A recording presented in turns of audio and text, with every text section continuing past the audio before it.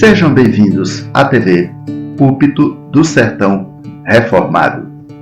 Assim diz o Senhor, suficiência e autoridade das Escrituras. Assim diz o Senhor, suficiência e autoridade das Escrituras. Uma série bem breve. Essa série terá no máximo aí teremos apenas 3 quinta-feiras, mas de suma importância, pertinente, necessária. Daí escolhemos esse subtema, ou esse título, Assim diz o Senhor. 2 pontinhos, suficiência e autoridade das Escrituras. Suficiência e autoridade das Escrituras. E nós vamos expor esse tema expondo o primeiro capítulo da nossa belíssima Confissão de Fé de Westminster. Mas antes, comecemos por aquela que a própria confissão exalta, a Bíblia. A segunda carta de Deus, carta de Timóteo, capítulo 3, logo o primeiro versículo. Depois do primeiro versículo, nós pularemos para o capítulo 4 da mesma carta, a segunda carta de Timóteo, o capítulo 3, carta de Deus. É necessário que relembremos isso, é uma carta de Deus. Vamos ler juntos o primeiro versículo apenas? Sabe, porém, isto: nos últimos dias sobrevirão tempos difíceis. E aí, do versículo 2 até o capítulo 4, versículo 4, nós temos as características desses tempos difíceis. Nós encontramos Paulo descrevendo em miúdos, em detalhes, esses tempos difíceis. E como temos que ser estratégicos quanto ao tempo, vamos destacar as características desses tempos difíceis que estão no capítulo 4 apenas. As características desses tempos difíceis para esta noite, que estão no capítulo 4 da segunda carta de Deus, carta de Timóteo. Porque ele prossegue aqui. Ele prossegue. Observe aí o capítulo 4, a partir do primeiro versículo. Conjuro-te perante Deus e Cristo Jesus, que há de julgar vivos e mortos pela sua manifestação e pelo seu reino. Prega a palavra, insta, quer seja oportuno, quer não, corrige, repreende, exorta, com toda longanimidade e doutrina. Razão para isso? Está aí uma das características dos tempos difíceis. Razão para isso. O que leva Paulo a dizer, olha, a razão é essa, todos juntos. Pois haverá tempo em que não suportarão a sã doutrina. Preste bem atenção. Haverá tempo em que não suportarão a sã doutrina, a palavra de Deus pregada com fidelidade. Mas tem mais aí. Ele desenvolve um pouquinho mais. Pelo contrário, cercar-se-ão de mestres, segundo as suas próprias cobiças, mestre em que lhes dê o que eles querem, o que eles desejam, que concordem em tudo com eles, como que sentindo coceira nos ouvidos. Mas tem mais, ele continua. E se recusarão a dar ouvidos à verdade, entregando-se a fábulas. E se recusarão a dar ouvidos à verdade, entregando-se a fábulas. para a nossa tristeza, bom seria, ainda que já fosse ruim, ou de fato que isso descrevesse apenas o mundo. Que Paulo, ao dizer isso, estivesse pensando apenas naqueles que estão vivendo com as costas viradas para Deus. Não. Ele está falando dos de dentro. Esse alerta é para aqueles que estão dentro. E uma das causas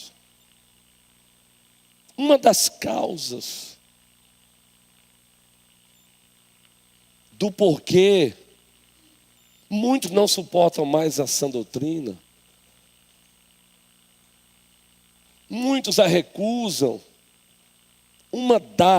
não é a única, é justamente a marginalização das Escrituras. A marginalização, quando não o desprezo, pela suficiência e autoridade das Escrituras. É claro que é um efeito. Quando se recusam a ouvir a verdade, logo marginalizam as Escrituras. Mas, ao mesmo tempo, ao marginalizar as Escrituras, eles recusam a suficiência e a autoridade das Escrituras. Eis aí uma das causas. Daí a importância de recorrermos a um dos nossos documentos de fé, recorrermos a uma das nossas confissões e relembrar aquilo que já sabemos. A suficiência e a autoridade das Escrituras. Assim diz o Senhor, a suficiência e a autoridade das Escrituras. E o primeiro capítulo da Confissão de Fé de Westminster tem 10 parágrafos. E em todos esses 10 parágrafos nós encontramos nossos pais reformados, que se submeteram totalmente às Escrituras, falando da suficiência e da autoridade das Escrituras. Contudo, se faz necessário para aqueles que estão recém-chegados na igreja, relembrarmos um pouquinho de teologia histórica, envolvendo a Confissão de Fé de Westminster. Voltarmos um pouquinho para a história da igreja, muito especialmente a história que envolve a confecção de fé, conhecida como de Westminster. É do nosso conhecimento, e para aqueles que ainda não têm conhecimento sobre isso, doravante terão, ainda que resumidamente, e a partir daí vão se aprofundar um pouco mais. Essa confissão de fé de Westminster, ela é um resumo doutrinário extenso das doutrinas da Bíblia. Ela é um resumo doutrinário, parece até contraditório, né? Mas ao mesmo tempo extenso do cristianismo bíblico. Por isso é chamada de confissão de fé. É uma declaração resumida, lógica e sistemática do cristianismo bíblico. Daquilo que a Bíblia diz sobre vários temas. Por exemplo, Deus, a Trindade, o homem, a salvação, a igreja, a escatologia e tantos outros assuntos. Então, se faz necessário primeiro, bem resumidamente, entender o que é uma confissão de fé. É uma declaração, preste bem atenção, é uma declaração doutrinária lógica e sistemática do cristianismo bíblico, do que a Bíblia diz. E por que recebeu esse nome de Westminster? Porque geograficamente, no século XVII, ela foi elaborada naquele lugar chamado Abadia de Westminster, que existe até hoje. E hoje eu vi uma foto de uma ovelha querida, a filha do pastor Sam, está lá com o vovô dela, conhecendo a Abadia de Westminster, na Inglaterra. Coisa linda. E por que essa confissão foi elaborada lá? Era costume dos pastores, dos teólogos, mais especialmente do século XVI e XVII, denominarem a tal confissão recebendo o nome do lugar onde ela foi confeccionada ou da cidade. No caso da nossa confissão de fé de Westminster, porque foi elaborada na Abadia de Westminster, está lá de pé até hoje. Ora, ela foi elaborada entre os anos de 1643, preste bem atenção, um pouquinho de história, até 1649. 5 anos, 6 meses, 22 dias. Esses homens orando, guerreiros, como nós sabemos, como os senhores sabem. Esses homens jejuando. As atas da Assembleia de Westminster narram com mais detalhes. Alguns livros estão sendo escritos e traduzidos, eu espero que chegue logo aqui, com as atas dessas reuniões.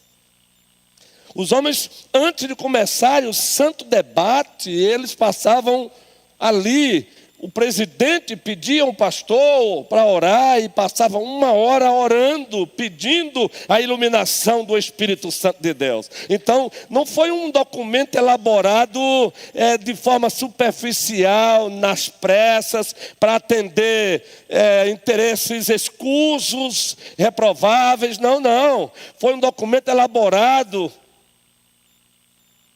por amor a Deus, por amor à igreja, e pautado nas Escrituras de Deus. Gente, 5 anos, 6 meses, alguns colocam ainda 22 dias, comissões, subcomissões. Alguns colocam 120 teólogos, outros colocam 151 teólogos. Então vamos aqui usar o bom senso e aproximadamente 160 teólogos, não é? Se permite isso. Agora, tido como os melhores teólogos da época, conhecedores de grego, conhecedores de hebraico, conhecedores de latim, conhecedores da história da igreja, dos pais da igreja. Então, não eram homens irresponsáveis não, queridos. Homens que temiam de fato a Deus, homens que levavam Deus a sério, levavam a Bíblia a sério, levavam a igreja a sério, levavam a obra a sério. Louvado seja o Senhor. Só a história da elaboração dessa confissão de fé nos inspira, nos empolga, nos impulsiona. Muito especialmente quando percebemos algumas igrejas amadas do Senhor, por esse Brasil afora, marginalizando as Escrituras nos seus cultos. Eu ouvi de um servo do Senhor, e é claro que eu não vou citar o nome dele, porque eu não pedi permissão a ele. Eu acho que eu pedi, mas por não ter lembrado se eu pedi, eu não vou citar o nome dele agora, mas ele está aqui. E o testemunho que ele disse foi: pastor, eu visitei muitas igrejas aqui na cidade, e pelo menos as que eu visitei, não se abre mais a Bíblia. Não se abre mais a Bíblia. Você está entendendo isso? Não é triste isso? Não se abre mais as Escrituras. Está vendo aí, guerreiro? Que coisa, gente, coisa linda.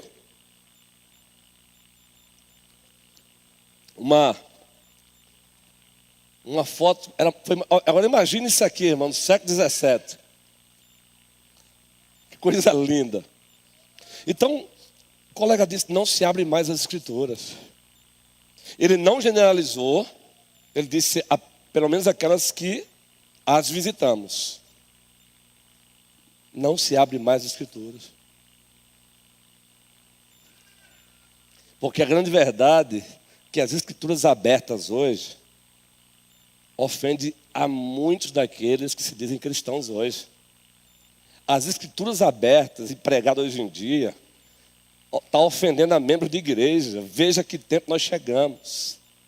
Graças a Deus que não tem sido o caso aqui da amada primeira igreja presbiteriana Petrolina. E graças a Deus que o nosso colégio pastoral, no temor do Senhor, jamais vai deixar que isso aconteça. Mas está acontecendo por aí. Não se abre mais as escrituras.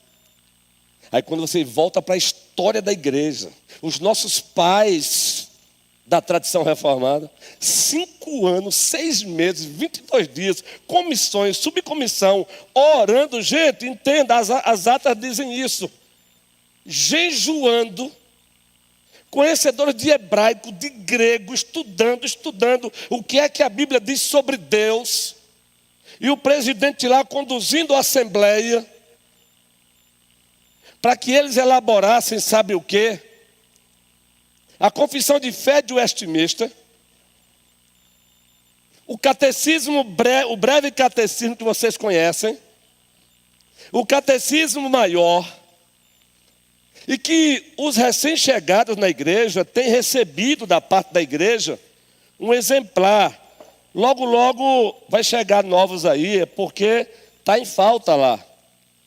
E eu acho que eu deixei o meu aqui em casa, não é?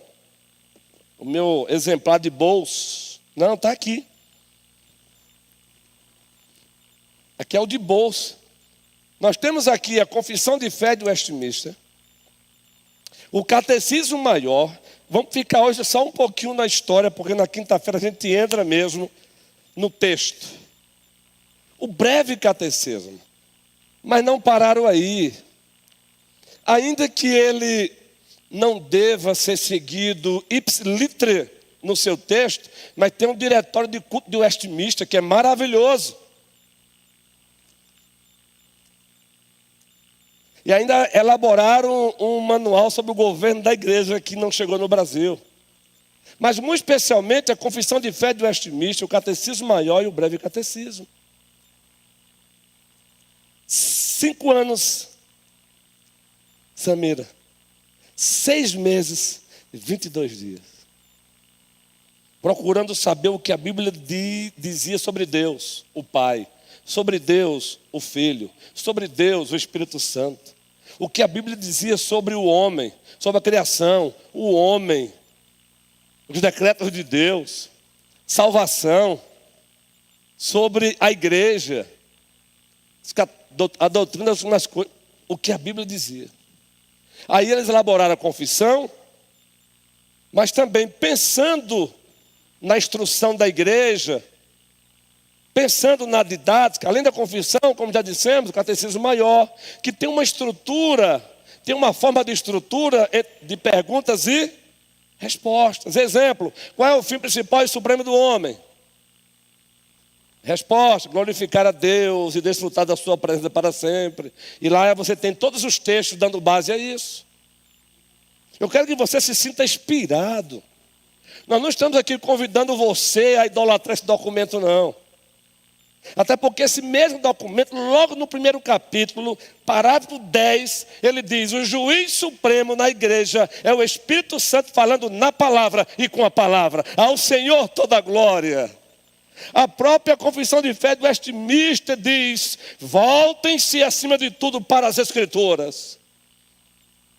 Então a própria confissão, ela não permite que ela seja idolatrada, mas que ela seja usada como uma boa ferramenta de interpretação, de crescimento teológico, de harmonia.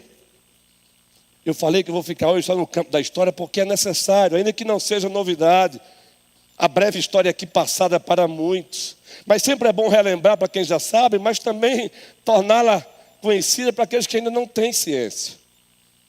Ah, pastor, mas só os presbiterianos, no século XVI, XVII, ousaram fazer as suas declarações de fé, ou seja, um resumo doutrinário do que a Bíblia diz. No caso dos presbiterianos, Confissão de Fé de Westminster, didaticamente, Catecismo Maior, Breve Catecismo, pois o Catecismo Menor e o Breve Catecismo tem tudo o que a Confissão diz. A diferença é que foi elaborado numa estrutura didática, perguntas, respostas. Foram só os presbiterianos? Não. E é isso que nos impressiona. Nos alegramos por um lado, por outro nos entristecemos. Eu já compartilhei aqui uma vez, que lá na Grande Recife, conversando com um colega, e não são todos, por favor, nada do que é dito aqui pode ser generalizado, mas conversando com um colega congregacional, e uma vez com um colega batista, e eu trabalhei com a pressuposição, que pelo menos como pastor, ainda que ele não valorizasse, ele tivesse ciência daquilo que é dele. Pois a história narra que em 1644, os batistas reformados elaboraram uma confissão. Contudo, a que ficou aí para a história foi de 1689. Está aqui. A Confissão Batista de 1689. E sabe com quem os teólogos batistas pegaram carona para elaborar a confissão deles? Com os teólogos de Westminster. A nossa confissão de fé de Westminster. Contudo, que coisa boa, está vendo? E eu não estou narrando isso aqui para, depois de hoje, você procurar um pastor batista para humilhá-lo, não. É só para dizer que é com muita tristeza encontrar um pastor hoje congregacional, um batista, e não ter no mínimo ciência de que nas suas origens reformadas, eles tinham uma confissão também. Um resumo das doutrinas bíblicas. Aí você diz, pastor, mas somente? E os congregacionais? Também. Aí você conversa com um pastor congregacional hoje, não são todos, tem caras aí que sabem disso, mas uma maioria, se você perguntar, e a Confissão de Savoia? Essa aqui é a Confissão Londrina, ela é conhecida como Confissão de Fé Batista de 1689, mas também conhecida como Confissão de Fé Londrina dos Batistas. E os congregacionais? Tiveram algum documento nessa área? Tiveram, Savoia, o nome da cidade. Se você pegar o texto que está aqui, eles também imitaram a Confissão de Fé de Westminster, Savoia. Vocês entendem onde queremos chegar, queridos? E todos esses documentos, eu desafio você a lerem, mas comece pela Confissão de Westminster. Eles não vão afastar você da Bíblia, eles vão empurrar você para a Bíblia. Pode ler, faça um teste. Eles não vão afastar você da Bíblia, eles vão empurrar você para a Bíblia. Mas aí você diz assim, pastor, beleza. Mas só foram esses mesmos aí? Não. Se você voltar um pouco no século XVI, Lutero elaborou uma confissão de fé. Os luteranos elaboraram. Eu tenho em casa a Fórmula da Concórdia. Confissão de Augsburgo. Se perguntar a alguns luteranos hoje, não sabem o que é isso. Agora, as igrejas reformadas, oriundas da Holanda, também, antes mesmo da Confissão de Fé de Westminster, elaboraram o que ficou conhecido como, dá para ler aí, gente? 3 formas de unidade. Ou seja, também declarações de fé. Confissão belga, volta para um treinamento sobre evangelismo, depois volta para Atos, aí depois a gente vem para o capítulo 2. Isso sem pressa. Mas nós estamos lendo aqui como ato de adoração o capítulo 2, lembra? Da Confissão de Fé de Westminster. Ô Tiago, Jean, é possível botar aí o texto que a gente está lendo aos domingos como ato de adoração? É só como exemplo, gente. Porque eu quero justamente deixar você aqui fervilhando, primeiro pelas Escrituras, e segundo, por essas ferramentas que te ajudam a entender as Escrituras. Por exemplo, essa primeira parte tem base bíblica ou não? Vamos lá. Há um só Deus vive e verdadeiro. Vírgula, para aí. Tem base bíblica? Então, queridos, eles não disseram há um só Deus vive e verdadeiro, porque eles disseram, vamos dizer alguma coisa aqui? Não. O que é que a Bíblia diz sobre Deus? Gênesis, Apocalipse, no grego, no hebraico, há um só Deus vive e verdadeiro. Aí eles continuam, o qual é infinito em seu ser e... Tem base nisso, infinito em seu ser e perfeições? Tem, gente. Quando Salomão vai inaugurar o templo, ele diz, esse templo não te cabe. Senhor, esse templo aqui não cabe o Senhor. Ele fala justamente da infinidade de Deus. Quanto ao tempo, ele é eterno. A infinidade quanto ao espaço, ele é imenso. Vou repetir, a infinidade de Deus é um atributo incomunicável. Quanto ao tempo, ele é eterno. Quanto ao espaço, ele é imenso. Eles fizeram isso com base em quê? Escritura, Bíblia, Bíblia, Bíblia. Lâmpada para os meus pés é a tua palavra, e luz para os meus caminhos. Salmo 119, versículo 100 e... Leia, releia, coloque no teu quarto, lâmpada para os meus pés é a tua palavra, e luz para os meus caminhos. Vou parar só aí, usando isso, é só um exemplo. Agora você pega a confissão, pode ser essa aqui, de bolso, mas se você tem dificuldade com a letra, você pode também adquirir ela separada, porque tem os textos mesmo transcritos da Bíblia. Se você quer ajudar na sua... Se você quer um livro para devocional também, ó. Você quer um livro para devocional? Ó aqui, ó. Porque tem os textos transcritos mesmo da Bíblia.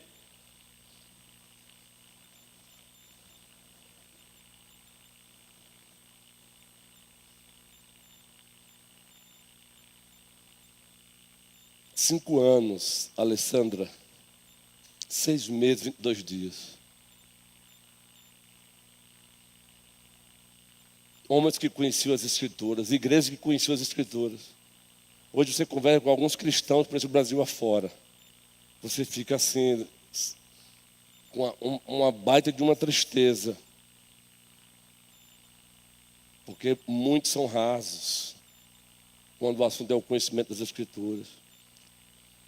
Você não é obrigado a adquirir tudo que eu vou aqui indicar para vocês. É ferramenta de trabalho, mas você pode adquirir no Amazon. Veja que coisa linda. Se você quer alguém que vai te ajudar a entender o primeiro capítulo da Confissão de Fé do Westminster, livraço. Um livrinho, curto, só da Escritura. Paulo Anglada já está com o Senhor. Pastor presbiteriano, pastoreou por muitos anos no Pará. Ele que criou a escola John Knox, a editora John Knox. Baratinho, vai lá na Amazon, ou vai na Mercado Livre, vai lá, acessa lá. Sempre que eu dou aula de bibliologia para os seminários, eu uso esse livro. Mas aí você diz, pastor, tem um outro aí que vai me ajudar? Tem, lançado recentemente, Confissão de Fé do Westminster comentado. Esse aqui é novo, entendeu? Muito bom, Olivar Alves Pereira. Bem legal, você pode adquirir também pela Amazon também. A gente gasta dinheiro com pizza e não deixa de gastar mesmo não, comer uma boa pizza vale a pena. Mas aqui e acolá compra um bom livro também. Mas aí você quer ir um pouco além, quer algo mais... Você quer uma didática, digamos assim, bem mais esmiuçada, uma coisa... Aí você compra o de John Piper, Confissão de Fé do Westminster, um guia de estudo para igrejas, escola cristãs e educação domiciliar. Eu tive a honra de ouvir esse homem pregando em Maragogi, servo de Deus. Se adquire também pela Amazon. Mas aí você que é professor de EBD, você que aqui lá está pregando, está ensinando, e você quer um que é mais robusto ainda, guia de estudos da Confissão de Fé de Westminster. Chad Van Dixie-Rom, mais ou menos assim. Livraço também, top, top, top, top, top. Agora, você quer um bem mais simples, maravilhoso, esse é conhecido por muitos aqui, Estudos Bíblicos Doutrinários, da Confissão de Fé de Westminster, 34 roteiros. Você vai amar também.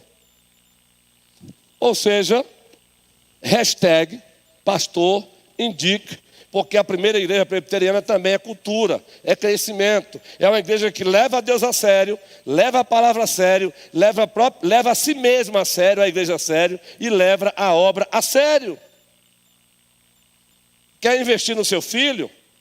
Invista-o. Dê de presente um material desse para ele. Ah, meu filho é pequenininho demais, tem material aí. Eu tenho lá em casa, para criança, catecismo para criança. Dá para o teu filho. Não imponha, mas tente inspirá-lo. Agora, dê e você mesmo também usufrua. Leia, faça um bom uso. São muitas coisas boas, meus amados irmãos, que tem hoje em dia e a gente não pode perder.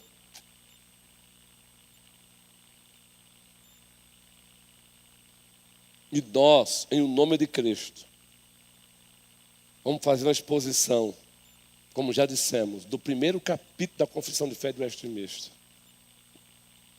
com seus 10 parágrafos.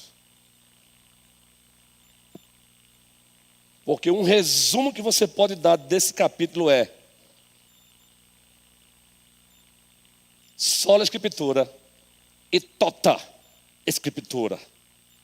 Se você quer um resumo dela, é sola Escritura e tota Escritura.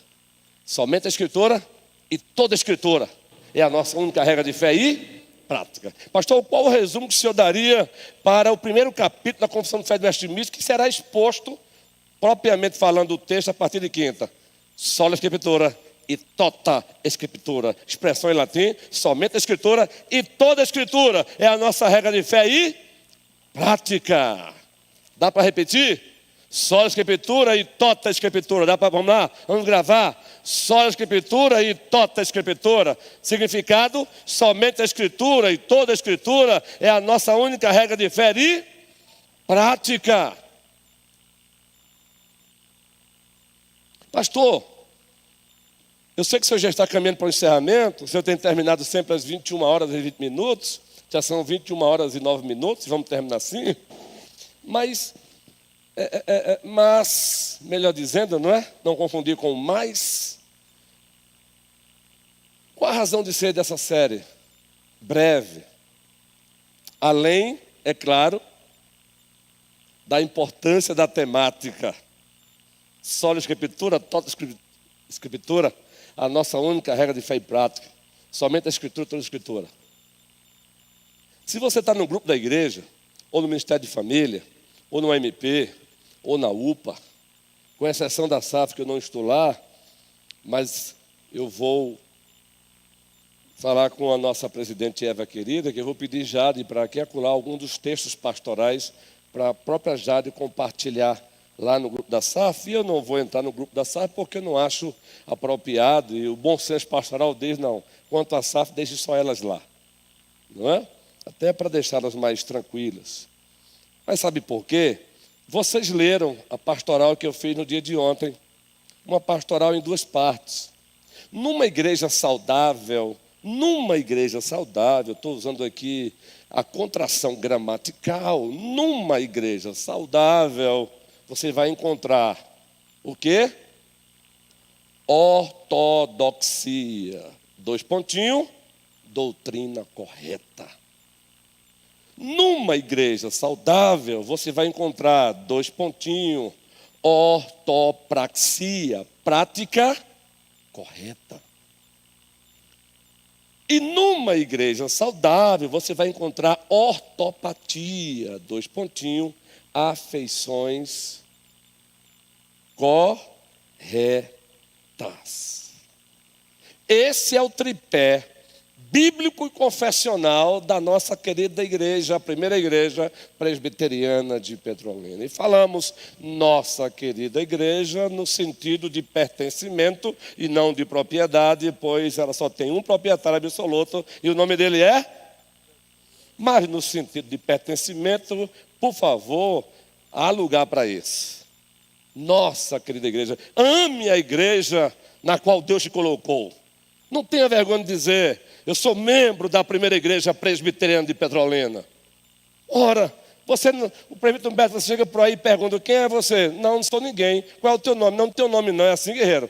Não, eu sou Humberto Francisco Gomes. Não é?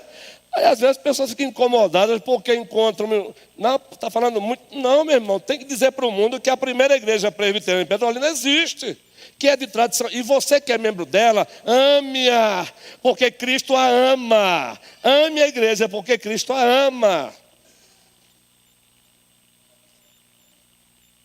A ortodoxia, a ortopraxia e a ortopatia é o tripé bíblico confessional da primeira igreja presbiteriana de Petrolina. Uma igreja para frequentar, muito mais uma família para quê, Sônia? Amém. Queridos, como é bom você ver até as crianças chegar para você assim, dizer, pastor, uma igreja para frequentar, uma família para pertencer, e às vezes até me corrigindo, porque no meu SPA, síndrome do pensamento acelerado, às vezes eu troco, sabe, perceberam já aí? Não é? Não, pastor, é uma família para pertencer. Eu digo, é mesmo, é o meu SPA, segundo alguns especialistas, síndrome do pensamento acelerado. Agora, para fechar por hoje, justificando mais ainda a temática, assim diz o Senhor, 2 pontinhos, suficiência e autoridade das Escrituras, a exposição do primeiro capítulo da Confissão de Fé Destimista, eu acho que você leu lá a parte 2 da pastoral. Equilíbrio eclesial. Equilíbrio eclesial. No tripé, no nosso tripé confessional, bíblico confessional, você encontra a ortodoxia, a ortopraxia e a ortopatia. Doutrina correta, prática correta, afeições corretas. Correto, Luiz? Beleza. Se uma das 3 escoras ou pés do tripé, ortodoxia, ortopatia, ortopraxia, ortopatia, for tirada, necessariamente a igreja deixa de ser uma igreja saudável. O que queremos dizer é, se a igreja ela se prender apenas à ortodoxia, ela deixa de ser uma igreja saudável. Pois ortodoxia sem ortopatia, afeições corretas, é sinônimo de ortodoxia morta. E graças a Deus, nosso colégio pastoral não quer papo com ortodoxia morta. O nosso colégio pastoral e a própria igreja está amarrada com a ortodoxia, mas não morta. Então, é ortodoxia, ortopraxia e ortopatia. Presbítero Humberto Guerreiro. Microfone para o Guerreiro, que é melhor que os outros escutam aí. Porque tem bênção aí, não é?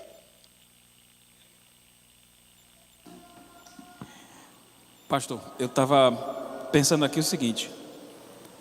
A gente se preocupa muito com a ortodoxia e é correto isso. Entendo também assim.